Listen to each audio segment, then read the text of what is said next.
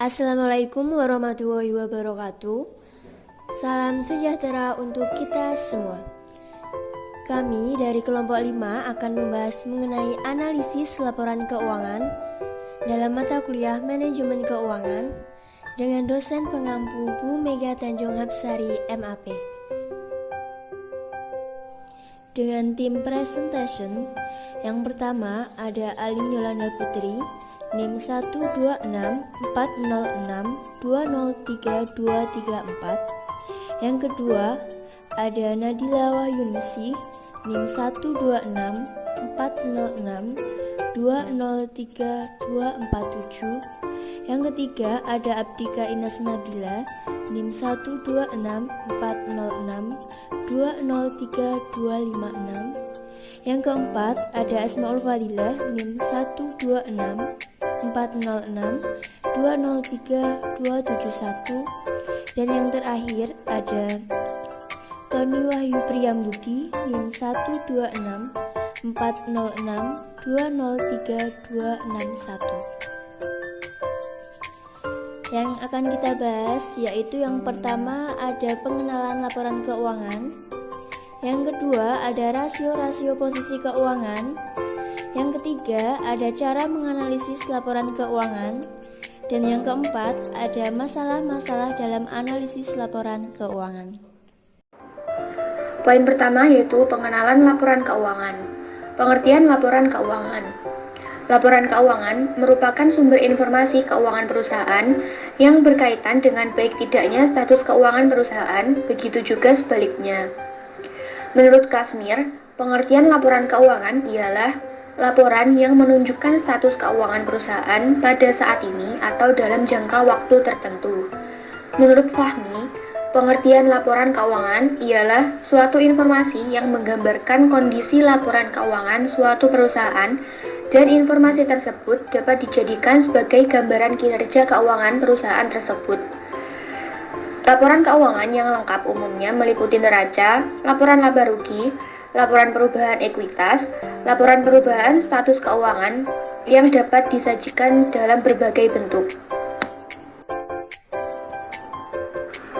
Tujuan penyusunan laporan keuangan.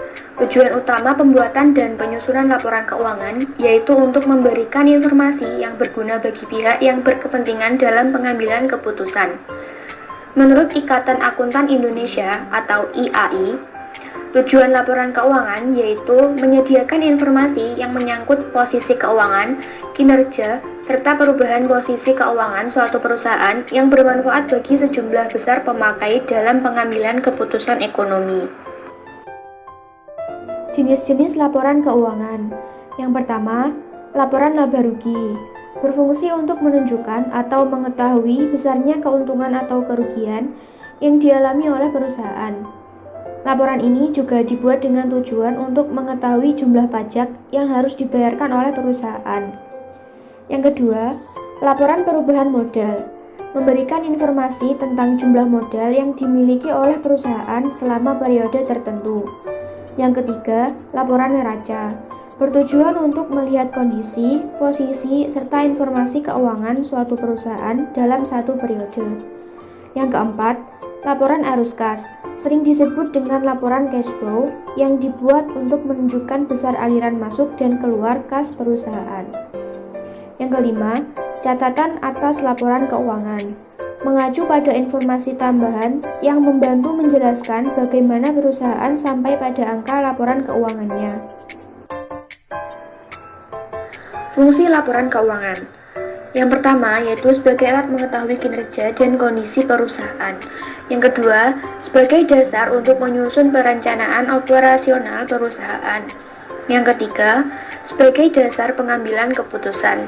Dan yang keempat, sebagai pengendali perusahaan. Poin yang kedua yaitu rasio-rasio posisi keuangan. Analisis rasio ialah satu angka yang dibandingkan dengan angka lain sebagai suatu hubungan. Menurut Jonathan Goldin, rasio ialah suatu angka yang digambarkan dalam suatu pola dan dibandingkan dengan pola lainnya serta dinyatakan dalam persentase. Sedangkan keuangan adalah sesuatu yang berhubungan dengan akuntansi seperti pengelolaan keuangan dan laporan keuangan. Analisis rasio keuangan digunakan oleh dua pengguna utama, yakni investor dan manajemen. Analisis rasio keuangan atau financial ratio merupakan suatu alat analisis yang digunakan oleh perusahaan untuk menilai kinerja keuangan berdasarkan data perbandingan masing-masing pos yang terdapat di laporan keuangan. Jenis-jenis rasio keuangan. Yang pertama, rasio likuiditas atau liquidity ratio, yaitu rasio yang bertujuan untuk mengetahui kemampuan perusahaan dalam membayar kewajiban jangka pendek. Rasio likuiditas meliputi rasio lancar atau current ratio, yaitu kemampuan aktiva lancar perusahaan dalam memenuhi kewajiban jangka pendek dengan aktiva lancar yang dimiliki. Rumusnya yaitu CR, current ratio, sama dengan aktiva lancar dibagi kewajiban lancar dikali 100. Semakin besar perbandingan aktiva lancar dengan hutang lancar, semakin tinggi kemampuan perusahaan menutupi kewajiban jangka pendeknya. Apabila rasio lancar 1:1 atau 100%, berarti bahwa aktiva lancar dapat menutupi semua hutang lancar. Contoh soal, diketahui bahwa neraca suatu perusahaan surya, kas 50 juta, piutang dagang 150 juta, barang dagangan 400.000, jumlah hutang dagang, wesel, bunga dan pajaknya 510 juta. Hitunglah caren rationya. Jawaban CR aktiva lancar dibagi kewajiban lancar kali 100. CR 50 juta plus 150 juta plus 400 dibagi 510 juta kali 100. CR 39,2% dibulatkan menjadi 39 kali. Jadi current rationya PT Surya adalah 39 kali. Net working capital NWC atau modal kerja bersih. Rasio modal kerja bersih digunakan untuk mengetahui rasio modal bersih terhadap kewajiban lancar.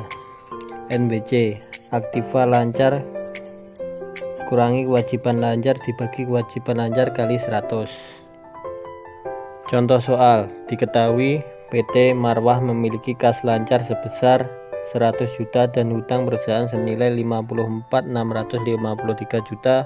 Hitunglah modal kerja bersihnya. Jawab NWC aktiva lancar dikurangi kewajiban lancar dibagi kewajiban lancar kali 100. NWC 100 juta kurangi 54.653 juta dibagi 54.653 juta kali 100. NWC 82,97%. Jadi perusahaan tersebut memiliki modal kerja bersih sebesar 82,97%. Rasio solvabilitas adalah rasio untuk mengetahui kemampuan perusahaan dalam membayar kewajiban jika perusahaan tersebut dilikuidasi. Rasio solvabilitas meliputi debt to asset ratio DAR, yaitu total kewajiban terhadap aset. Rasio ini menekankan pentingnya pendanaan hutang dengan jalan menunjukkan presentasi aktiva perusahaan yang didukung oleh hutang. DAR total kewajiban dibagi total aktiva kali 100. Contoh soal, PT KLM diketahui memiliki total aset sebesar 5 miliar rupiah, sementara total kewajibannya mencapai 4 miliar rupiah yang terdiri dari hutang bank dan hutang dagang. Dari data ini bisa diketahui besaran debt to asset ratio sebagai berikut. DAR total kewajiban dibagi total aktiva kali 100. DAR 4 miliar dibagi 5 miliar kali 100. DAR 0,8 kali 100. DAR 80%. Debt to equity ratio. Rasio ini menunjukkan presentasi penyediaan dana oleh pemegang saham terhadap pemberi pinjaman. Semakin tinggi rasio, semakin rendah pendanaan perusahaan yang disediakan oleh pemegang saham.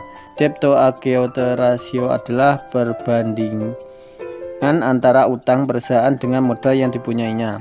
Rumus DER total kewajiban dibagi total ekuitas kali 100. Contoh soal, Diketahui total utang atau debt pada PT ABC Tbk adalah 3 triliun dan total ekuitas atau modal sebesar 900 juta. Berapakah nilai debt to equity ratio atau DIR pada PT ABC Tbk? Jawaban, DIR sama dengan total kewajiban dibagi total ekuitas dikali 100. DIR sama dengan 3 triliun dibagi 900 juta dikali 100. DIR sama dengan 3,33%. Dengan demikian, maka nilai debt to equity ratio atau DIR pada PT ABC Tbk adalah sebesar 3,33%. 3. Ada rasio profitabilitas yang meliputi pertama ada net profit margin atau NPM. Rasio ini menggambarkan besarnya laba bersih yang diperoleh perusahaan pada setiap penjualan yang dilakukan. Rasio ini menunjukkan keuntungan bersih per rupiah penjualan. Dengan rumus, NPM sama dengan laba bersih dibagi pendapatan dikali 100. Contoh soal. Berdasarkan data dari hasil laporan pada tanggal 23 Agustus 2018, pendapatan penjualan bersih atau net sales dari salah satu perusahaan yang berada di kota K sebesar 20.368 juta. Sedangkan untuk laba bersih dari perusahaan tersebut setelah pajak atau net profit sebesar 3.650 juta. Maka berapakah net profit margin atau NPM dari perusahaan tersebut adalah? Diketahui net sales atau pendapatan sebesar 20.368 juta.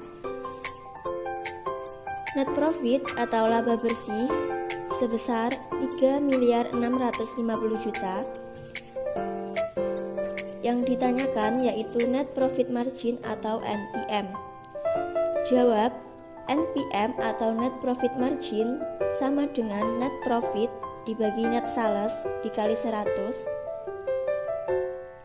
NPM sama dengan 3.650 juta dibagi 20.368 juta dikali 100. NPM sama dengan 1,79%.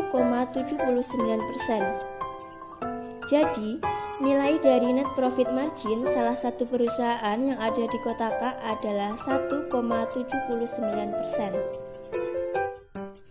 Return on asset atau ROA. Rasio ini menggambarkan kemampuan perusahaan untuk menghasilkan keuntungan dari setiap Rp1 aset yang digunakan. Dengan rumus, ROA sama dengan laba bersih dibagi total aktiva dikali 100. Return on asset 20%, berarti setiap Rp1 modal menghasilkan keuntungan Rp0,2 untuk semua investor. Nilai ROA yang semakin mendekati 1 berarti semakin baik profitabilitas perusahaan karena setiap aktiva yang ada dapat menghasilkan laba. Jika mendekati 0, maka tidak baik untuk perusahaan. Contoh soal. Berdasarkan laporan keuangan pertanggal 31 Desember 2018, laba bersih atau net income pada PT Sukamaju adalah 1,847 triliun, sedangkan total asetnya adalah sebanyak 57,434 triliun. Berapakah jumlah ROA atau Return on Asset atau tingkat pengembalian aset pada PT Waskita Karya Persero Tbk? Jawab, ROA sama dengan laba bersih dibagi total aktiva dikali 100. ROA sama dengan 1,847 triliun dibagi 57,434 triliun dikali 100. ROA sama dengan 3,21%. Maka ROA PT Sukamaju dengan kode emiten WSKT ini adalah sebesar 3,21%. Selanjutnya yaitu return on equity. Rasio ini berguna untuk mengetahui besarnya kembalian yang diberikan oleh perusahaan untuk setiap rupiah modal dari pemilik. Rumusnya adalah ROI sama dengan laba bersih dibagi rata-rata ekuitas dikali 100. Jika hasil perhitungan ROI mendekati 1, menunjukkan semakin efektif dan efisien penggunaan ekuitas perusahaan untuk menghasilkan pendapatan. Demikian sebaliknya, jika ROI mendekati 0, berarti perusahaan tidak mampu mengolah modal yang tersedia secara efisien untuk menghasilkan pendapatan. Contoh soal, sepanjang tahun 2016, laba bersih PT Sinar Abadi tercatat sebesar 3,5 miliar. Dalam tahun yang sama, ekuitas rata-rata pemegang saham PT Sinar Abadi tercatat sebesar adalah 775 juta. Dari data yang ada, hitunglah besar ROE PT Sinar Abadi. Jawab, ROE sama dengan laba bersih dibagi rata-rata ekuitas dikali 100. ROE sama dengan 3.500 juta rupiah dibagi 775 juta rupiah dikali 100. ROE sama dengan 451,6%. Rasio aktivitas meliputi receivable turnover atau RTO. Rasio ini menggambarkan kualitas piutang perusahaan dan kesuksesan perusahaan dalam penagihan piutang yang dimiliki. Rumus RTO adalah RTO sama dengan penjualan bersih dibagi rata-rata piutang dagang dikali 100. Nilai rasio 12 menunjukkan bahwa dana dalam piutang berputar 12 kali dalam setahun. Artinya, juga nilai penjualan dalam 1 tahun adalah 12 kali nilai piutang. Semakin tinggi rasio turnover, ini menunjukkan modal kerja yang ditanamkan dalam piutang rendah. Contoh soal rasio-rasio posisi keuangan. Pada tanggal 26 April 2017, LPPF merilis laporan keuangannya untuk kinerjanya pada kuartal 1 2017. Adapun piutang usaha LPPF saat itu adalah sebesar 46.167 juta rupiah. Kemudian pada 21 Februari 2018, LPPF mempublikasikan lagi laporan keuangannya untuk kinerjanya setahun penuh di tahun 2017. Dengan nilai piutang usahanya sebesar 134.276 juta rupiah dan pendapatan bersihnya sebesar 10.023.961 juta rupiah. Berapakah nilai RTO LPPF tahun 2017? Jawab, rata-rata piutang usaha sama dengan piutang awal ditambah piutang akhir dibagi 2. Rata-rata piutang 46.167 juta rupiah ditambah usaha 134.276 juta rupiah dibagi 2. Rata-rata piutang usaha sama dengan 90.221 juta 500.000. RTO sama dengan penjualan bersih dibagi rata-rata piutang dagang dikali 100. RTO sama dengan 10.023.961 juta dibagi 90.221 juta 500.000 dikali 100. RTO sama dengan 11.110 atau 111,10 kali. Total aset turnover TATO. Rasio ini menunjukkan kemampuan perusahaan dalam menggunakan aktiva yang dimiliki untuk menghasilkan penjualan. Nilai rasio 1,5 menunjukkan bahwa perusahaan memperoleh penjualan yang nilainya 1,5 dari keseluruhan aktiva yang dimilikinya. Perputaran modal kerja merupakan rasio keuangan yang menunjukkan kemampuan perusahaan dalam mendayagunakan modal kerja untuk menciptakan penjualan. Rumus TATO sama dengan penjualan bersih dibagi rata-rata aktiva dikali 100. Contoh soal, sebuah perusahaan yang memproduksi kalkulator melaporkan penjualan bersihnya sebesar 100 juta rupiah. Total aset pada awal tahun sebesar 100 juta rupiah, sedangkan total aset pada akhir tahun adalah sebesar 200 juta rupiah. Berapakah rasio perputaran total aset atau total asset turnover ratio pada perusahaan tersebut? Jawab, diketahui penjualan bersihnya sama dengan 100 juta rupiah. Total aset awal tahun sama dengan 100 juta rupiah. Total aset akhir tahun sama dengan 200 juta rupiah. Yang ditanya, rasio perputaran total aset. Lanjut, Rata-rata aktiva sama dengan total aset awal tahun ditambah total aset akhir tahun dibagi 2. Rata-rata aktiva sama dengan 100 juta rupiah ditambah 200 juta rupiah dibagi 2. Rata-rata aktiva sama dengan 150 juta rupiah. Tato sama dengan penjualan bersih dibagi rata-rata aktiva dikali 100. Tato sama dengan 100 juta rupiah dibagi 150 juta rupiah dikali 100 sama dengan 66,66% atau 0,6 kali. Cara menganalisis laporan keuangan. Yang pertama, pahami latar belakang perusahaan. Langkah pertama yang harus dilakukan yaitu memahami latar belakang perusahaan. Anda harus memahami model bisnis, produk yang dijual, sistem penjualan, cara pencatatan pembukuan, dan lain sebagainya. Tujuannya agar bisa memahami operasi perusahaan, aliran uang, dan lain sebagainya, sehingga akan memudahkan dalam menghitung dan mencari hasil saat melakukan analisis. Yang kedua yaitu perhatikan faktor-faktor yang berpengaruh, misalnya faktor inflasi, pajak, tingkat suku bunga, perombakan manajemen, dan lain sebagainya. Faktor kemajuan industri dan teknologi juga termasuk di dalamnya. Yang ketiga adalah mereview laporan keuangan.